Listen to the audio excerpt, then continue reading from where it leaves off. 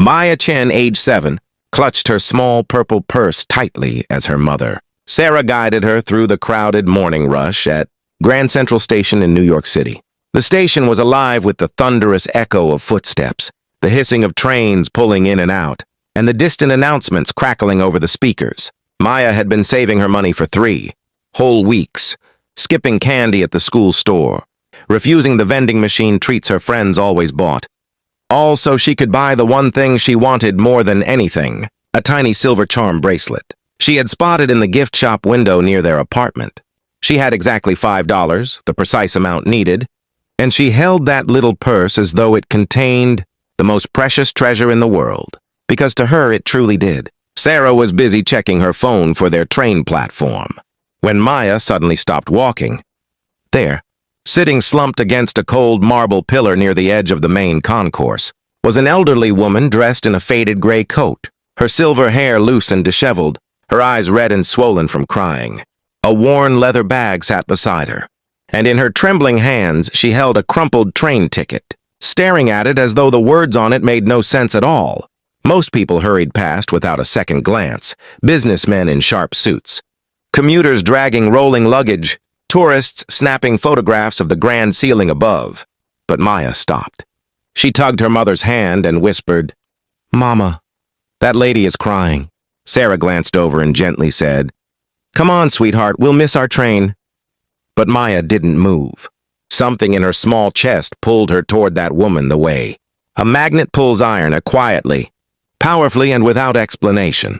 She slipped her hand free from her mother's and walked over to the elderly woman, crouching down to meet her eyes.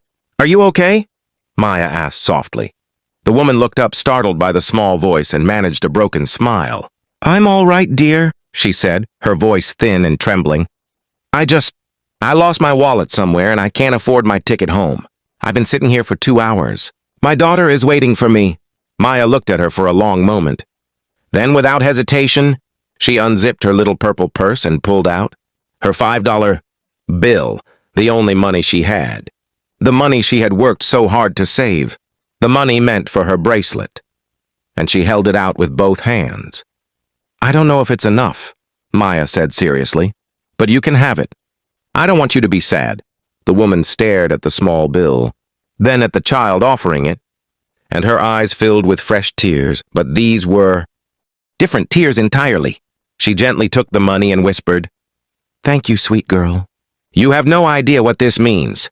Sarah had watched the whole thing from a few feet away, her throat tight, her eyes glistening.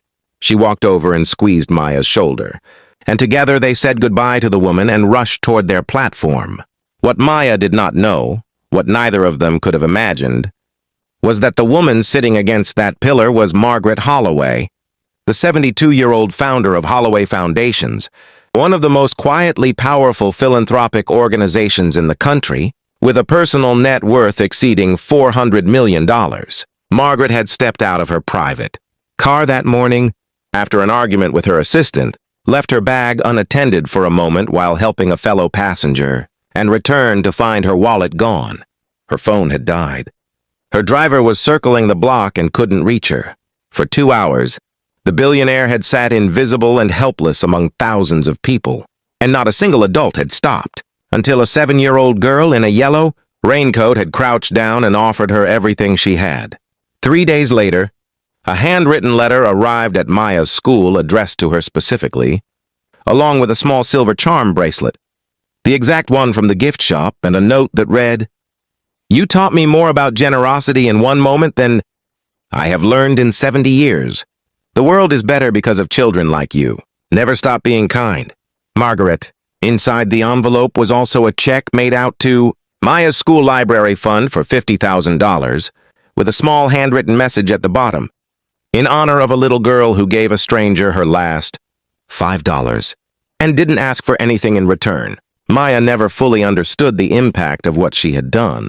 She just knew that the lady had been crying, and that she had something that might help, and that it felt right to give it.